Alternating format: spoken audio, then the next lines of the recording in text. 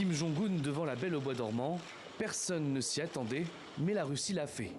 Une parenthèse culturelle au 5e jour de la visite du dictateur nord-coréen. Nous ferons sûrement ce gèvre d'échange culturel puisque nos pays sont géographiquement proches. Nous échangerons également des athlètes.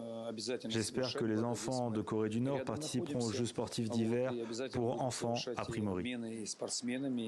Mais le soft power est loin d'être au centre de la visite de Kim Jong-un en Russie. Quelques heures plus tôt, Vladimir Poutine avait sorti le grand jeu aux dirigeants nord-coréens. Passage en revue des bombardiers, démonstration de la flotte russe, présentation d'armes de pointe, tout cela en compagnie d'un ministre russe de la Défense bien décidé à promouvoir ses équipements.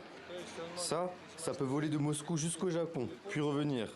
Il transporte 12 missiles, avec chacun une portée de 6000 km. Selon le porte-parole de la présidence russe, aucun accord, y compris militaire, n'a été signé entre les deux pays. Mais les dirigeants ont multiplié les marques de soutien mutuel tout au long de la visite.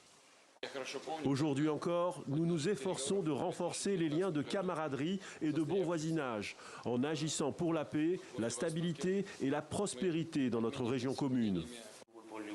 Nous avons toujours exprimé notre soutien total et inconditionnel à toutes les mesures prises par le gouvernement russe et le président Poutine.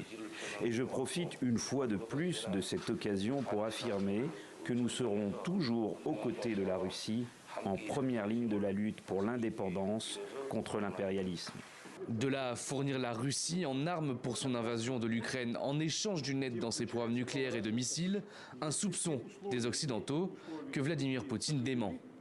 Nous n'avons pas besoin de faire venir des gens de l'extérieur pour des opérations de combat. En fin de visite, Kim Jong-un a reçu plusieurs cadeaux, dont 5 drones explosifs. Il a également invité Vladimir Poutine à se rendre prochainement en Corée du Nord.